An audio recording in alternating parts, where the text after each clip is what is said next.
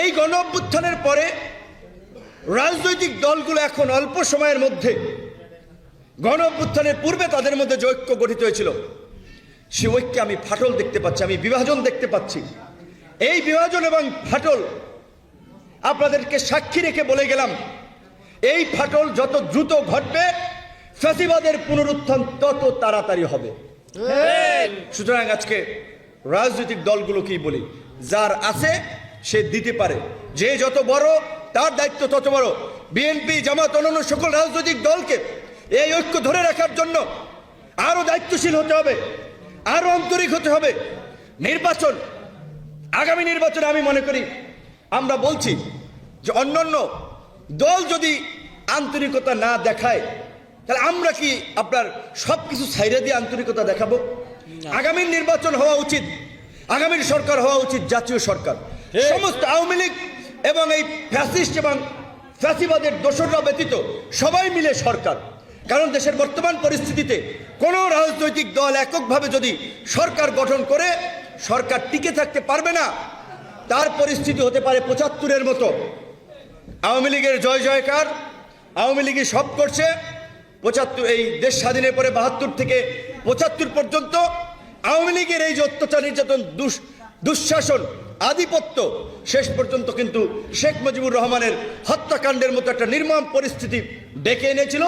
তারপরে বাংলাদেশ সামরিক শাসনের আবর্তনেই কিন্তু ঘূর্ণায়মান ছিল অনেক দিন ধরে।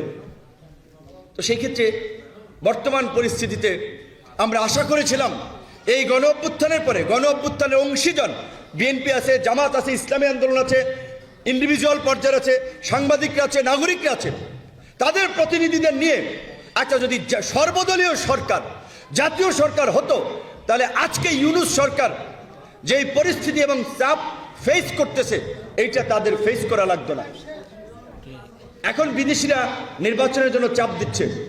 দেশের মধ্যে রাজনৈতিক দলগুলো এতদিন যেভাবে বলেছিল রাষ্ট্র সংস্কার করে আগামী নির্বাচন, এখন সময় বেঁধে দিচ্ছে 6 মাসের মধ্যে সংস্কার, জুলাইয়ের মধ্যে নির্বাচন, নভেম্বরের মধ্যে নির্বাচন। কারণ এই সরকারের যারা আছেন তাদের রাজনৈতিক অভিজ্ঞতা নাই, রাষ্ট্র পরিচালনায় ওইভাবে অভিজ্ঞতা নাই। আমরা আপনাদের কাছে সহযোগিতা চাই, সমর্থন চাই। অপর রাজনৈতিক দলগুলোর প্রতি আমাদের আহ্বান থাকবে।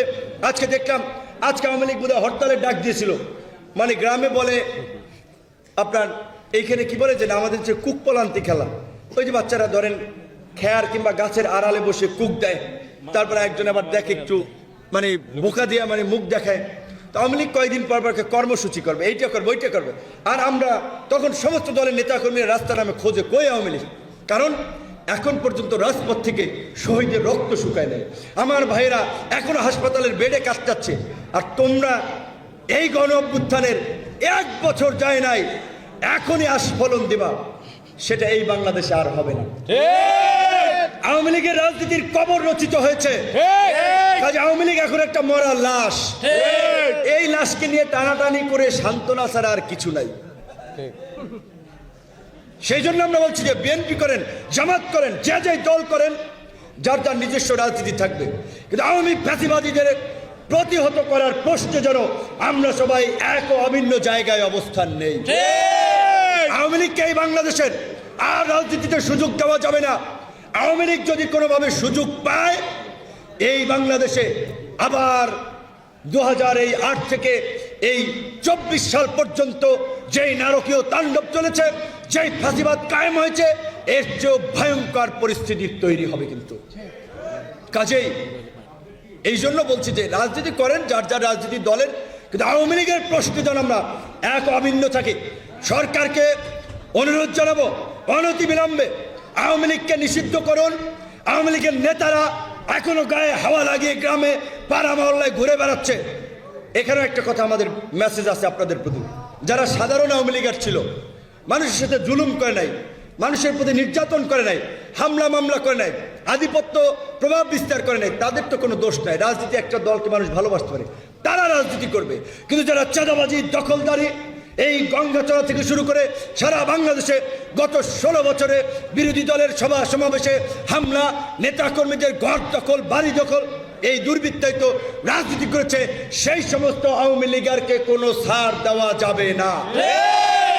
এই দুর্বৃত্তদেরকে প্রতিহত করার জন্য বিএনপি, জামাত, গণ অধিকার পরিষদ, ইসলামী আন্দোলন, সকল রাজনৈতিক দল, নাগরিক সমাজ সকলকে একসাথে কাজ করতে হবে।